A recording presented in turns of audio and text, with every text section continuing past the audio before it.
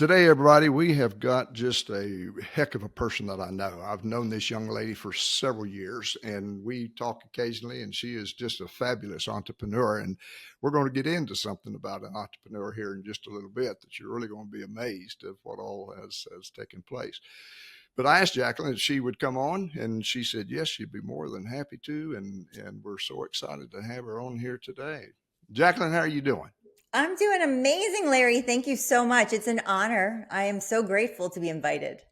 Oh, well, thank you very, very much. It was pretty exciting. We've known each other for a number of years, and I remember when we went to the C-Suite Network and we met in New York, and then we went. Let's see, we went to New York, and I think then we went to San Diego, and then we went to South Dakota, where everybody met, and then I think we had a virtual one at that time we met. So, and they were good. I was able to learn quite a bit and met some great people, on there. I always got tickled at the very first meeting we had there in New York.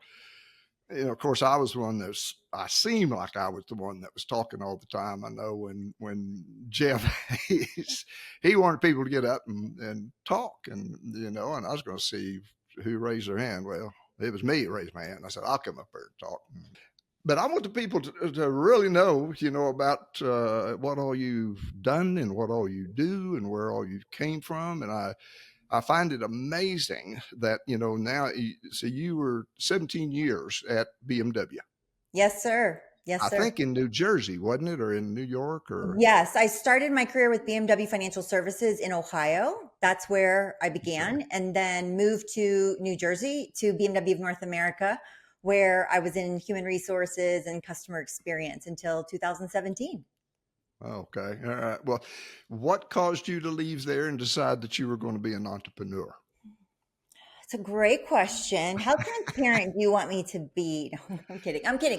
I have to say, my corporate experience with BMW gave me so much. I mean, I did not go to Mhm. school to become an automotive career person. Yeah. I went to school to become an artist. If anyone can see, if they're watching YouTube, I might know the artist behind who did the painting behind me, but I fell into automotive as a career. And without it, I would not be doing what I'm doing right now. Mm. But to answer your question, the moment was, I'll never forget it. I was speaking at the largest conference for BMW for their fixed operations side or their Yeah. after sales side. It was called the National After Sales Conference. And I had made a bet with the vice president of the after sales conference that if I could teach the service managers who were at the conference how to meditate, that I bet it was going to be the top ranked workshop. And he giggled a little bit, as you can imagine, right? He's like, Oh, yeah. "Oh, I'm so Yeah. sorry. I don't think we're teaching our dealership, service Mhm. managers how to meditate." But he approved it and I did it. And in that moment, it was rated one of the, is actually was the top rated workshop out of That's all the fantastic. workshops during that particular year. And it said to me something very important, which was our dealerships, the people really boots on the ground, directly interfacing with our customers, needed skills that maybe they've never received from the manufacturer, right? And so I thought at that moment, Larry, I could best be served leaving corporate, jumping without a net, and serving more people who could benefit from skills like learning how to meditate and mindset. And that's what I did. Now, for the viewers out there, I mean, we're talking about Jacqueline was transitioning to a male dominated world. Okay. So technicians, or you want to call them mechanics, they are grease on hands, individuals, just good guys. And, she really taught these guys, how you talk, how you act, how you present, how you explain. And then she's come up with some great ideas, to really help them. And then she sells programs that goes along with this. And you might want to tell them a little bit about that and how it works. Sure, sure. So after I went into really working for myself, being my own boss and training and coaching dealership employees, both on the sales side of the business and the service side of the business. I never really interfaced with technicians that much because every time they hired me for training or coaching, it was to work directly with the sales advisors or the service advisors or the leadership. And I was always told, no, it's okay. The technicians, we don't give them this kind of training. And I was like, okay. I was always a little perplexed and confused. So I never really understood what went on in the shop. That is until 2022, where I was on a program and I was teaching invisible service. That actually is the BMW program, which was how to, for the technicians, how to communicate using video to build trust for their customers, which was a groundbreaking, revolutionary type of communication for the industry as a whole. And this is going back, I mean, I started that program in 2022, but this program for most dealerships started way before that. But there were only some early adopters. Not every brand decided they wanted dealers to do this yet. So I was in the early stages of this experience with my technicians, teaching them about video. And I was working at a BMW store and they asked if I could teach all their brands. And I said, okay, well, I didn't really think this would be the next step in my career, to work directly with technicians, but I'm game. So what I did was I created a new program and they hired me and they're still a client today, 3 years later, because what we did there was they allowed me the opportunity to test out a training and coaching program with the technicians, not only teaching them a process, but then monitoring their skill adoption. So evaluating their videos, making sure they're following the process, and then also assessing when I could see those skill gaps, we close those skill gaps with coaching and virtual coaching. So this program really developed out of this relationship with this client. And so they are happy as can be because the leaders don't have time to teach the technicians. And I can directly monitor ROI. So I could say, look, you paid this for me, but look what you got after we did this. And it was really the first program that I could see the data and I could prove the value I was bringing to not only the technicians because they could see the data now too, but also to the leadership for my client. They had faith in the program because I directly tied to revenue.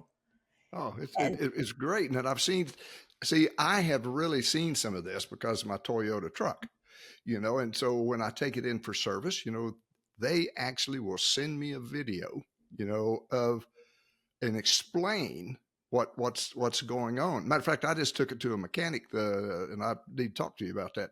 I just took my truck to a mechanic this morning and I was needing new brakes and I was needing this. And I said, and just check it to see if there's anything else that's needed. Well, they sent me a quote, and then below the quote, there's a photo of, how they've got an instrument down there, and then, like brakes, how you see how they're worn, on that. And then he's talking about struts and he's talking about this, which I kind of know something about that, but I used to do a lot of work on automobiles, but there's no way I can do that, anymore. So it wasn't a video, but it was still shots, which I think is good too. But for everybody out there, what Jacqueline had to do also is she's got to teach these guys how to speak, how to present, because I have nothing against them or anything, but it's just in an area that sometimes that language is just needs to be polished a little bit, So you had to edit those videos, didn't you? No, sir. Not by the time I'm done with them. Not by the time I'm done with them. Now, if you can imagine, Larry, just pretend for a moment you're a technician. Okay. And you've been doing this for 20 plus years. And all of a sudden somebody comes and tells you, guess what? You now have to make videos for your customers. What is the first thought you're going to have as that technician? A panic. Absolute terror. You're right. Panic, absolute terror, because they never went to school for this. No.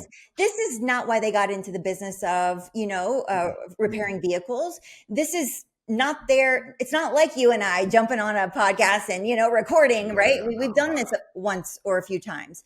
And so their first instinct is to shut down. All of a sudden, there's resistance. yeah. And why do you think that resistance exists?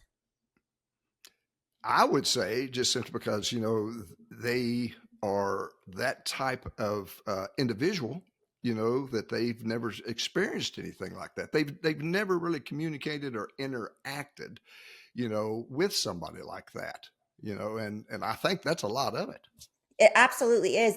It's change, right? It's the fear of Yeah. the change. And what I found after speaking to so many technicians is it's not only that there's this change, it's okay, they're asking us to do one more thing, which the industry changes so much, Larry, that the way Hmm. they process warranty, is different by brand. Oh yeah. The stories that they've got to write, there's all these different steps. And so now video is added, it's one more thing.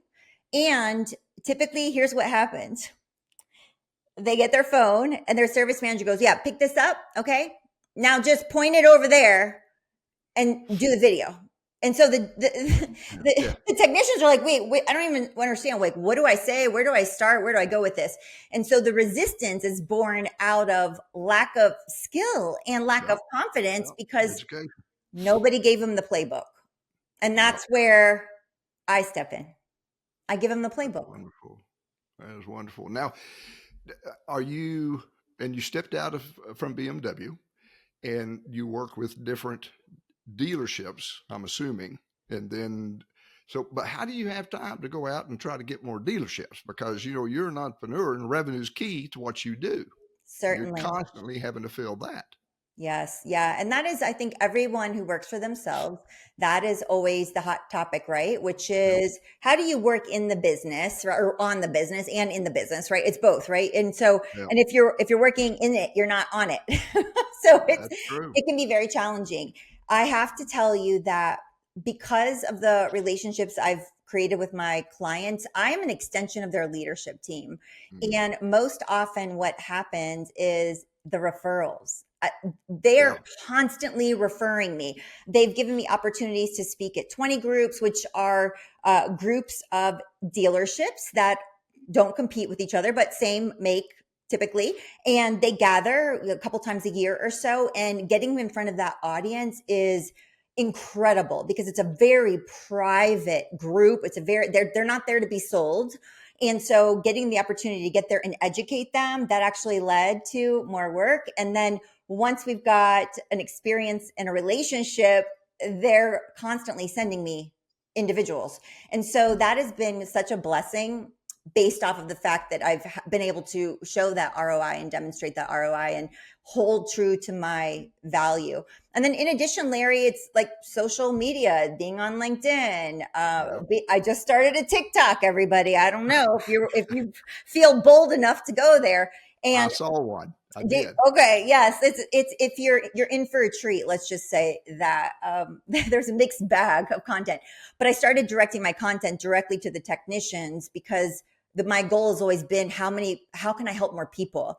And if I'm only one right now, and I've got facilitators that work with me, I've got people behind the scenes, but we still can only reach a certain level of Yep. an audience, right? And so what I'm using is from a social media standpoint is I decided on TikTok, I'm going to share as much as I can. And what I'm finding is that this demographic in the industry really needs an outlet. They are so underserved when it comes to recognition and acknowledgement and support that even one small post of thank you for doing what you do has created such an interesting dialogue and commentary from these Yeah. texts saying thank you, thank you. And I I want to help them change the industry because that's exactly what they're doing. And Yeah. they don't know that. And I want to show them, I want to help them see who they really are, help them remember who they Yeah. really are at their core. And that comes to a question that I'm going to ask you, as being an entrepreneur, because I talk a lot about entrepreneurism because I am one. Um, but there's only one of you. So how do you want to grow beyond that? And then how are you going to train somebody to kind of fit into the shoe. Because what I have found, I was, trying to do everything myself and everything. I was, I want to do this. Well, and I hit a plateau. And I was getting burned out, be honest with you, and then that's when I hired Annette, Annette, and Certainly then when do. I hired her, and boy, I saw the skills that she could do, which, I was able to leave behind the stuff that I was not good at, such as, spelling, trying to put sentences together, So she took over all that, kept me organized, and it let me grow to another level. Well, then I got to that level, and then I saw, well, I'm going to have to put another person on there to help Annette, So how are you going to do your growth plan, and have you put out a growth plan? Yes, that is always the most challenging part when you're trying to scale It is. and you are the brand, right? You Yep. are Yep. the face. And it is difficult to duplicate my level of enthusiasm for what it is that I do Yeah. because I'm wired this way, right? It's part of my Mhm. purpose. And what I have found is this, that it is difficult to release control. It is. However, yes. However, when you do just exactly what you said, when you start to release some of the control and have the right people in the roles, then that allows you the opportunity to grow. And with facilitators, I have such an amazing network of individuals in the industry and outside of the industry that have solid coaching, credible coaching backgrounds and went to the same program actually that I did, that those individuals have been the right fit for me. However, it's shadowing, it's monitoring, right? Having them come out boots on the ground with me at an actual Yeah. training event with the technicians and the dealerships to hear the dialogue, see how I interact with the techs, and not to mention, uh, I'm okay. I don't always do everything right. I get their feedback. It's an opportunity Oh, for them, always. right? To say, "Hey, Jacqueline, why didn't you do it this way, or could we do it this way?" And I have to tell you, one of my last shadowing experiences, it that happened. We actually refined the process a little bit because I was too close to it, and she was able to see it from a different point of view.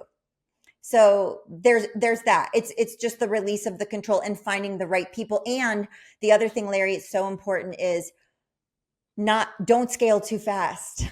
And I think Yes. we can get in the way of our own progress by attempting to do that growth and saying, no, I want to have the dealer group with 100 stores and all of the things that people sometimes pretend, vendors, a lot of vendors pretend that they are bigger than they are. Oh, yeah. And I've heard from a lot of leaders, oh, well, you need to just act like you're bigger, act like you're bigger. Now, I'm all about stepping into my desired result with visualization. However, I am not about uh, fooling the system. You know what I'm saying? Because if I say I am something and I am actually not yet in reality, that could cause my entire value prop to collapse on itself.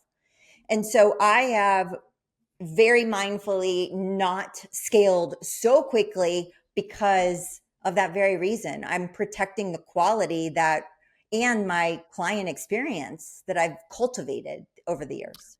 And exactly what you just got through saying, and I talked to several entrepreneurs. I talk to some very young adults, and try to give them a little bit of guidance of things. And of course, they all want to start their own business. They have this wonderful, grand thought, they're going to be millionaires right off running their own business. There's a lot of advantages running your own business. Just simply, you're in control and you can work, and you're not confined, to one area. And I tell them all the time, too much business will put you out of business faster than no business. It will, because you can't manage it. Then you're cannot finance it, because I talk to them all the time, and they really don't understand financing of what it takes, in order to start a business. And just, especially if you got to carry receivables, that's Greek to them, trying to handle that, and so it's very, very interesting. I've got two young ladies that I think I've had them both on the podcast, and we'll release sometime. And they're very, very young adults, just fresh out of college, and they have entrepreneurial degrees. And I didn't know there was such an animal out there. But a lot of schools, boy, they really promote them. They really push them, and everything, which I think is fabulous. I enjoy seeing their spirit and seeing them grow and seeing what all they want to do, and a young lady that helps me with the podcast. I mean, she's a super entrepreneur. She really is. She got all kinds of things going on, and she knows how to, maintain them, and just don't go just nuts and, get too thin of what you're doing, and of course, when you're young, you got a lot of spirit and you got a lot of energy. You get to my age, you just, that's all I can do. I'm tired. Yes, it's super interesting, all of those comments that you bring up, because I think that it is so easy to fall victim to what is seen Yes. on social media about this like overnight rise to fame and success stories, et cetera. And which I think the beauty of it is it puts the desires in the heart of those that, perhaps have the same purpose to do what we're doing and be that, business owner. But the downfall could be his unrealistic viewpoint of how quickly Yeah. you can rise to fame. And not to mention, I say that entrepreneurialism is not for the faint of heart. You have to have thick skin. You have to have Real thick. a good support system Mhm. and know that when the bottom drops out, it's not the end. It might be the beginning of the next thing in your business. And knowing that they're going to have peaks and valleys. And I've shared this with a lot of people, but I've had some of the darkest days of my life as an entrepreneur. And I've probably talked to you at those times, Yeah, Larry. you have. Yes, I probably talked to you, and it's like the endless supply of Kleenexes, the bathroom floor in a puddle of tears. I mean, it's in the corner crying, hoping somebody comes and saves me. And then sometimes like, should I just call? Should I just get a regular job? Should I just go get a regular job? And then the fire inside the belly, right, that causes you to Oh yeah. do what we do, says no, keep going. And I will have to say that the reason I keep going is my faith in God, because that is what allows me to move even when I feel uncertain, scared, fearful. I have to release some of the control and say, I've been given this vision for a reason. I can tell you right now, and I get into that sometimes, but I can tell you right now, uh, pretty much if you ask, you will receive. And I know I'm in the process of writing another book, and it's going to be just a little bit of storytelling in things that happen in my life, and some of them are just absolutely horrifying. But in the title of the book, is "An Angel is Always with Me," and by God, if that angel wasn't with me, I would not be here. And it's probably, I don't think I was a little turd when I was growing up, but I was a little ornery. Let's put it that way.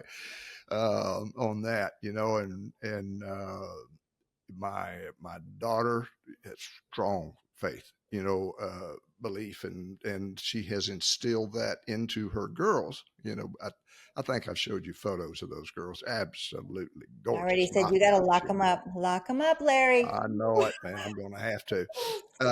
But they follow that path too, and my daughter has been tremendously successful, just tremendously successful. And I know other people, another young man, same way. And then was talking to you just a while ago about a real good friend of mine that's been on the podcast, Sharky. He has got a faith that just won't quit, and he has got a heck of a business. He is quite an entrepreneur, and I've told that story 100 times, and I even told it in the podcast when his mama wanted him to, when he graduated, to be follow his degree, which I think was marine biologist or something, down there in Galveston, Texas. He went to school down there, and he didn't want to do that. He wanted to be a fishing guide. And boy, his mama, she was just blowing smoke out of her ears. She came down and got me. I was a couple of doors down. Got me and said, "Larry, you got to come down here. You got to talk to Michael. He wants to be a fishing guide." And I said, "Okay, I'll come down there and talk to him." That's when I went down there and talked to him. And I love Connie to death. She's a good lady, and she didn't care for me right there when all this was taking place. And I talked to Michael, and he said, "I said, Michael, what do you want to do?" He said, "Larry, I really want to be a fishing guide." And I said, "Well, Michael, if that's what you want to do, you need to follow your heart, and you need to do it." And because you get older, you're going to say, "Man, I wished I would have been a fishing guide." He's the most fish. He is, for the past 9 years, straight in a row, he is the #1 charter service in Galveston. Oh, he runs 5 boats. I mean, he just does amazing business. And boy, I'm telling you, when you're on that boat, you better be used to praying, because you're going to get a little sermon right there, right there on the boat. But I think that's great, Jacqueline. Wow, I really, really do. he's using the purpose inside him to teach and to share and to serve, Yep, right? And so yep, what yep, an amazing opportunity, doing it on a boat where he's loving life and serves everybody else, and they yep, can have yep. some common ground in that. Oh, I tell you, he is, for all you folks out there. It's Michael Marquez, Outcast Charters, and he is just such a lovely man. And I fish with him probably a good 3 or 4 times a year. But I had made some questions here that I want to kind of ask you, and I wrote them down, Sure. so I'm gonna have to read them here real quick. And then which is always, people always want to know this type thing right here, is that, how do you balance running a business and then staying true to your mission, because you're empowering technicians, and they are unseen heroes. They really are. They're just kind of get to themselves and back there in the back, and do work, and they do good work. And I think that by what you offer, I mean, it really instills a level of pride into them, because now they're dealing direct with the customer. Where before they were just always kind of hidden in the back, back there, and so anyway, so it's very, very good. So how do you handle that? Okay, let's start with the balance. The balance is Okay. there is no balance in my life. It's, I so the I guess again the great thing is I love so much what I do that it is not work, and it's so cliche, right? But it Mm-hmm. truly is so meaningful, and I'm always thinking about how do I make this better, faster, bring more value. And that does cause me to be all work and no play. And I've had a lot of people in my life tell me, you can't work all the time, Jacqueline. And you need to make room for a partner. And you need to, all the things, all the things everybody wants to put on you. And That's right. it's all their things. I'm not worried about it. Everybody else is worried about it. Oh, they're gonna And tell you how to live. yes, because I'm not doing it like they did it or do it. Mhm. And Mhm. I mean, it's understandable, right? We want like-minded people around us as well. Yep, But yep. it, what now I think everyone knows is I'm going to do it what I want, first and foremost. And second of all, I'm going to do what makes me happy. And Yep, if staying yep. home on a Saturday night, making a new digital scorecard for my video reviews is what I choose to do, that's what I choose to do. And for me, it's the element of creating. That's what I love about what I do, is that I am a creator. Especially going to art school. That's how Yeah, I yeah. jumped from high school straight into art school. And creating is my sweet spot. And I can create in my business because it's mine and I can make it what I want. And that is super cool. That is really cool. And so it gives me great joy. I'm never bored, right? There's no boredom. It's just making sure I do take care of myself, which I'll have ups and downs with.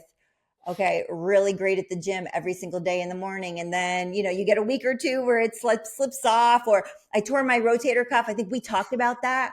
No. And I did that about a little over a year ago. And I thought my arm was falling off. It was the most horrific experience I ever had. And I did not really get treated for it until about 2 months ago. So I had a year of whenever I Wow. travel, Larry, I'd have to look around who's sitting on the plane by me because I'd have to say, I'm sorry, excuse me, can you please put my luggage up at the top of my seat? Can you please help? And Oh, it was the most damsel in embarrassing. distress. Oh my goodness. It was so embarrassing because I look able bodied, but my shoulder didn't want to move, the direction to put things up in the overhead bin. So I finally had enough of that. And I did go and I made a commitment to go to physical therapy 2 times a week. And now I can do this. This is great. This is Oh, amazing. Anybody who's torn their rotator cuff is going to know. oh, I know a lot of people, boy, and they say it is rough. Oh, I cried for 2 weeks. It was awful. And I couldn't feed myself, wash myself, walk my dog. It was, but again, we're better. We're on the other side. So that's good. So those are the kinds of things that sometimes get in the way when you're running your own business, and you put yourself to the side. And I had to remember, I can't run my business if I'm not healthy. You If cannot. no, if I Health is don't, number one. health is wealth. And again, I love all my little cliches, but if you don't have it, if your body is not operating as designed, I'm going to use a mechanic term. The vehicle Right. operates as designed. If your body is not operating as designed, you cannot take on what God has put in front of you to accomplish and do. Yeah. So, And it's not going to run as long as it should, because if it breaks down and you don't fix it, it's not going to run very far. I don't care if it's a car or if it's your body in itself. But you made a point a while ago, and then I always stress this: you have to have some type of mental relief, mental break. So you do that in a lot of it in art, just like me. I go over yes. there and I fish quite a bit, and I fly fish, and then I just get my mind. If it's full, I go sit down right there at my fly fishing table, and I get in another world, and I think about, well, when I was a little boy, well, when I did this, well, when on this fish, the whole time, I'm sitting there and tying flies. You got to have it. Yes. I wish I made more time for my art. I don't as much as I would like to, but Mhm. you're so right about that outlet. You do have to free your mind to allow in new stuff. And You do. I think like working out helps me, going on my walks with my dog, he Mm. helps me. I would never leave the house without him because I would just never leave. I would just work at my desk all the time. So my dog is some freedom. He gets me out socializing. He's a social butterfly. So we meet people through him. And so that's helpful as well to Uh, create that balance.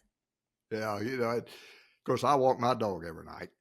She and I, we go out. She's not as much of a social butterfly, she's a very protective dog, and that was a rescue dog that I inherited from my son, and she's about 10 years old. But I've had dogs all my life. You got to have one.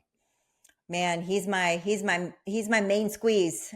Everybody I knows know it. me knows Prince Ali is my main squeeze.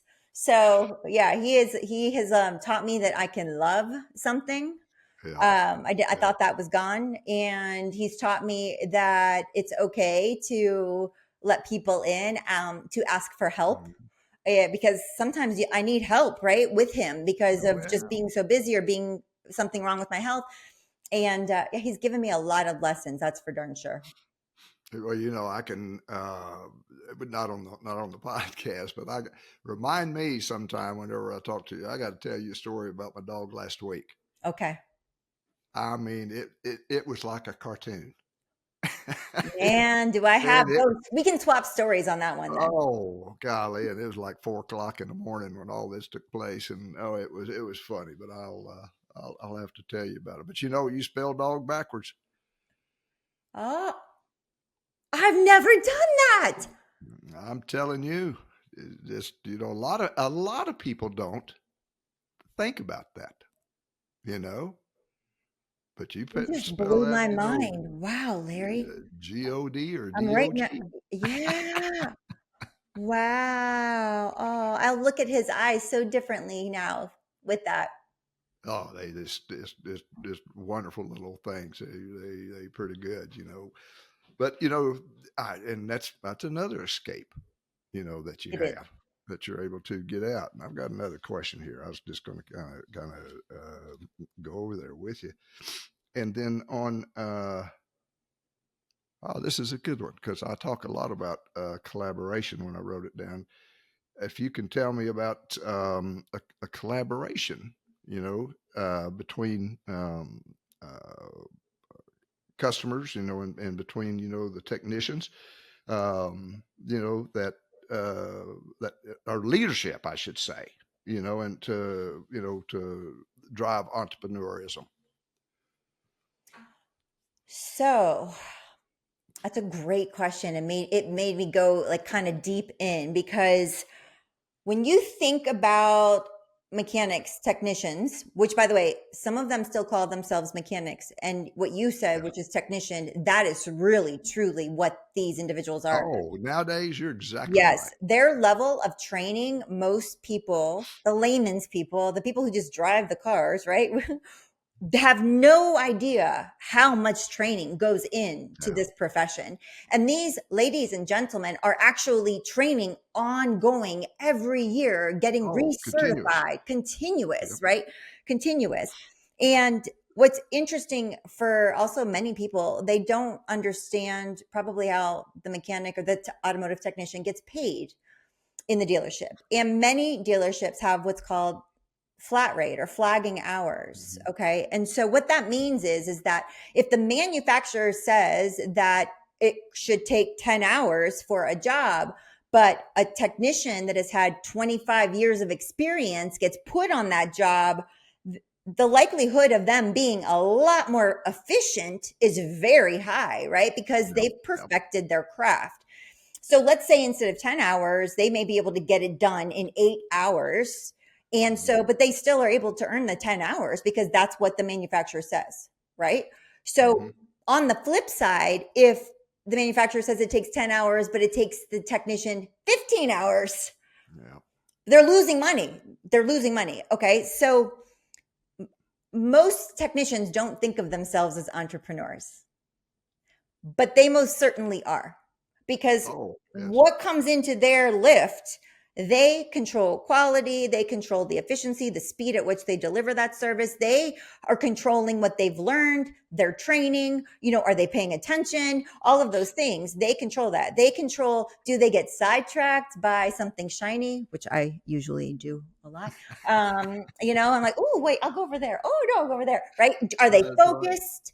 Do Yeah. they get in and as soon as they're in their lift, they start the vehicle, they get the first one in and they go, go, go? Or do they chit chat, talk with their friends, take a little extra long lunch, have a Oh, yeah. coffee, watch a YouTube, whatever, right? So all these things Yeah. impact their earning potential. And they don't see it that way because I'm just a mechanic. Oh, no, you're not. Oh, no, you're No, not. we're not. And part of my role when these dealerships hire me, they don't realize what they get, Larry. Okay. They think they get a trainer, but what they really get is a therapist, a Oh, yes. friend, a manager. They get a facilitator, they get a coach, they get all of these other things wrapped up because of my years of experience Yeah. I bring to the table. And so when, customers are paying for their job, they're not paying for that one job.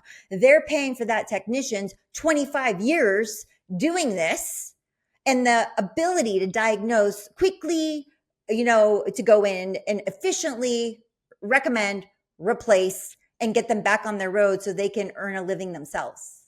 Yes. And so the And, collaboration is that me helping technicians see who they, again, remembering who they really are. I've got a couple of questions I'm going to ask here still. Um, how is it with you being involved with a male dominant business? Do you get any kind of pushback, or do you get any kind of snide, I don't want to say snide remarks, but, because they're going to feel, what's this good looking little lady? She's coming in here and trying to tell me, how to do my job as a mechanic. So what kind of pushback do you get, and how do you overcome that? Certainly, that's an interesting topic, right? Because there are preconceived ideas. If you're not back in the shop working, you must not know what we do. Right. Okay. And they're, a lot of times they're right. A lot of times they are right because they get all these things pushed down on them, but nobody really understands what they are doing and the complexity of their Mhm. role back in the shop isn't, they're just not turning wrenches and hooking things up and figuring it all out. I mean, they're doing really incredible work. And because I've devoted my last 3 years of my life to working with technicians, I'm able to gain their respect fairly quick because Good. I'm not there to try and change what they believe per se about their work. Hmm. I am trying to help them be better because video isn't going away. More and more dealerships are implementing video back in the shop. And when they understand that they could quit this particular role and go to be a technician at another brand, the likelihood of them having to do it is very high. And so my motivation is to help them understand I am supporting you to help you earn the most that you possibly can in your role, but also no longer give your power away to the advisor to sell the job for you, which many advisors, I'm not saying all, just to be clear, anybody listening, but there are advisors who we do pre-qualifying and we say, well, that customer is not going to buy anything, or that customer they never buy, or that one, I'm just too tired. I don't even want to share with Right. it. That's gone with video. That's gone. Now the technician Yeah. owns their own potential, their own earning potential, and they can share their expertise. They can educate directly with the customer. So, all that to say is that once they hear me and they understand I am truly from the bottom of my heart care about their success and I'm here to be a benefit, an add on, then their defenses start to go down and they start to trust me because That's just like our customers need to trust us in the business, they need to right. trust me, and I need to follow through with my commitments to the tech, right? If I say I'm Mhm. here for this or whatever, I need to make sure I follow through for them. And that takes time. It's not always instant. There are times where in my workshops, I'll have at least one or two techs, or maybe 1 to 3 techs at every dealership that want to give me a hard time like that. Oh yeah. They really enjoy it. Yeah. They really enjoy it. And I let them now granted, I will not handle any disrespect. Oh. Disrespect is, I will shoot that down very quickly. And I have to say that the people I choose to work with, because I'm choosing my clients just like they're choosing me. If I get any sense or hesitation that the culture is not committed to helping this group of people, like it's not going to be just a tick the box, but we're really moving the needle, we're giving them the support, then I know this is the right client for me. The moment I sense that's off balance, I'm going to go left, even though I really might want that gig. Oh It's yeah. not worth it to me. No, and every employee, you know, from the maintenance man all the way to the mechanic, all the way to the leadership, everybody is in sales. Everybody is in customer service. Because how many times have you gone somewhere and I'm telling you they just didn't treat you right? They just didn't give you correct answer, or just when you order a pair of red shoes at size 6, and then they come in and and then they're brown shoes, size 8, and then you got to go through all that and send them back, and you get a rude person on the other end, that is not so kind, you know, as they We've all should be. had those, right? We've all had Oh, those people. everybody has And had those. that is a really good point, Larry, because over video, my technicians are not showing their face. They are directing the video at the vehicle, and they're doing the walk around for the customer to show areas that they might be concerned about, or areas that are green, that are good. You'd like the tires and brakes. If they're green, we're showing you. Look how great those are. Now, with that, it's always interesting because you can hear what's happening with a technician that day when they make a video just by the sound of their voice, the tone of their voice. That's probably true. Yeah. It is so true. And with this one client that I have, I've been working with them for many years, as I mentioned. There was a day where I was doing video reviews and I was listening to this one technician, and most often he is upbeat, right? Sounds happy that he's doing what he's doing. In this particular day, it was not, something was off. Mm. Something was off. And I reached out to that technician because I said, I just need to check in. Are you okay? Because your voice sounded off and I want to make sure that you don't need any support, or if you do, that you get the support you needed.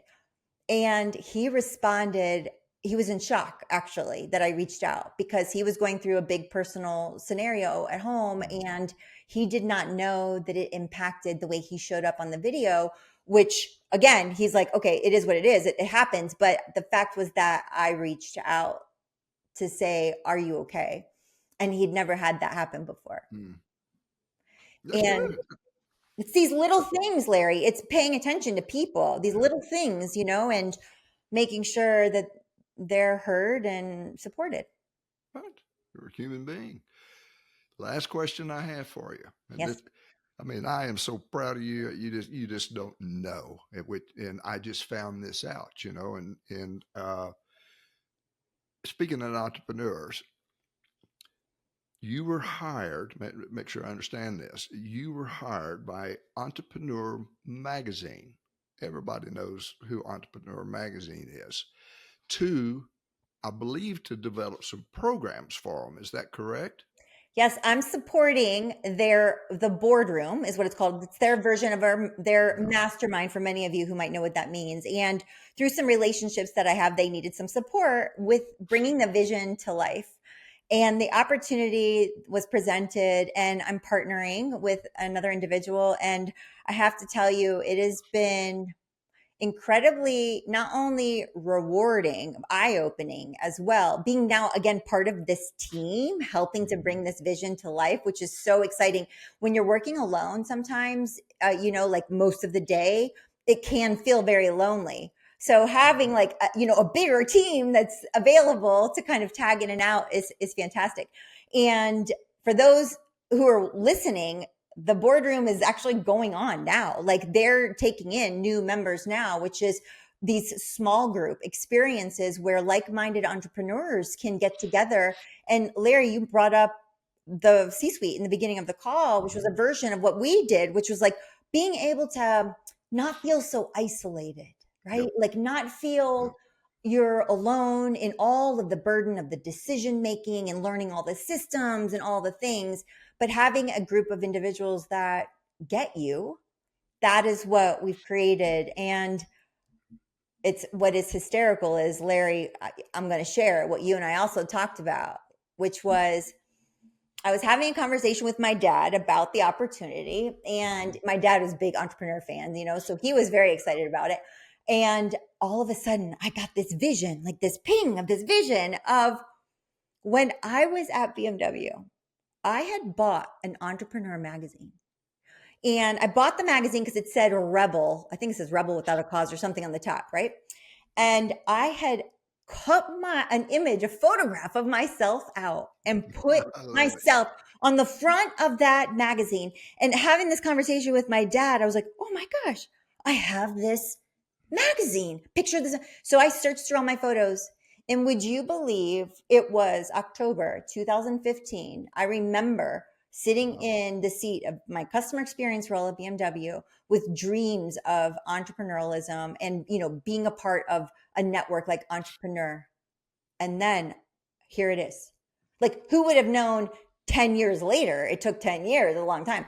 But it was such a cool moment to Yep. go back to what you said before, ask and you shall receive, Right. right? Right. Ask and you shall receive. And quite frankly, I could not have gone from that moment directly into this role because all of the experience I've gathered over the 10 years has allowed me to contribute to this role and help in this capacity, which was a really cool thing. Really, really cool experience. Oh, it's fabulous. Now you need to take that, and I saw a photo of it, but you need to take that and frame it That's a good idea. and hang I'll it put it in up my on your wall. desk and look at it every day, Yeah, put it in up my there wall. on the wall. It'd be fabulous. Jacqueline, I'm going to tell you how always exciting, talk to you, and I'm sure that we could probably go on here for a little bit longer, and then hopefully we can have another podcast because we'll have some new stories to tell Sure. and pick them up where we left off. And I do appreciate you very, very much for being on the podcast and sharing some of your stories and kind of, what takes place with you. And it's always good to catch up. It really is. Thank you for having me, Larry. It's always fun. Yes. And it's fun to do it in this kind of format. And I would love to do this again because who knows, right? Who knows what's going to happen next for both of us, which is exciting. That's exactly right. All right, sweetie. Well, thank you very much. My pleasure. Thank you, Larry. All right, bye-bye. Bye bye.